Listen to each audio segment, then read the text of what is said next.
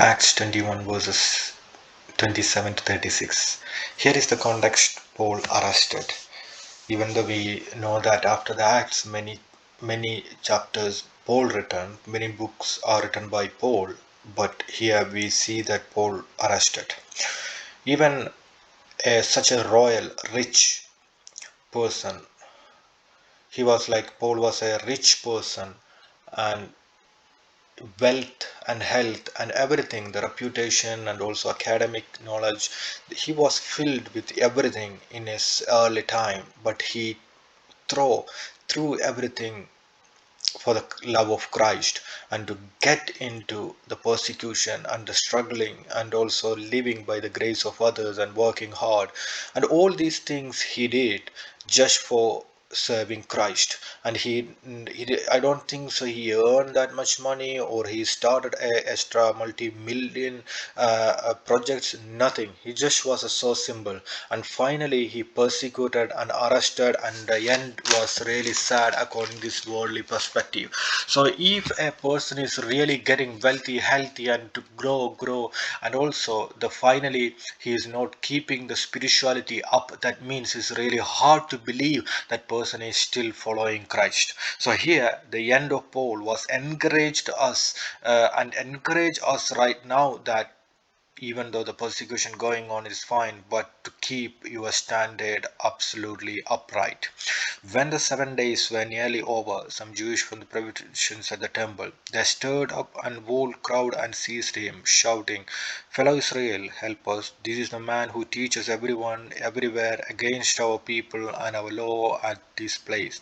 And besides, he was brought Greeks into the temple and defiled this holy place." They had previously seen Trophimus Ephesians in the city with Paul and assumed that Paul had brought him into the temple. The whole city was aroused, and the people came running from all directions, seizing Paul. They dragged him from the temple, and immediately the gate was shut. While they were trying to kill him, news reached the commander of the Roman troops that the whole city of Jerusalem was in uproar. He at once took some officers and soldiers and ran down to the crowd. When the rioters saw the commanders and his soldiers, they stopped beating Paul. The commanders came up and arrested him and ordered him to be bound with 2 chains. Then he asked who was and what he had done. Some in the crowd shouted one thing and some another, and since commander could not get at the truth because of the uproar, he ordered that Paul be taken into the barracks. And when Paul reached the steps, the violence of the mob was so great, and he had carried by the soldier. The crowd that followed kept shouting, "Get rid of him."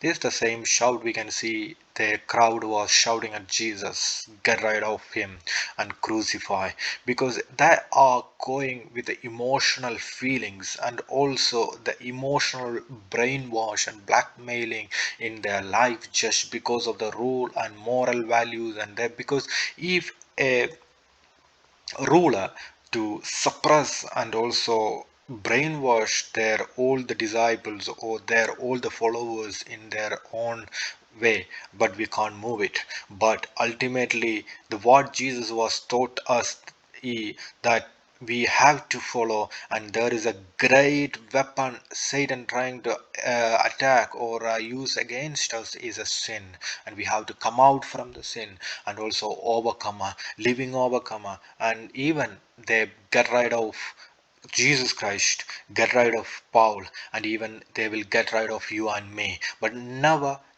ever go down when you are persecuted, and to never give up your moral values. Even though if you are going in a hard time and tempted to lie, never do it. And if you are going through really a hard time to manipulate something, never do it. Stand it and give the standard and keep the standard in Jesus Christ. That's the only thing. So we can trust him and pray him. He will give the courage and never give up, and we are together. Amen.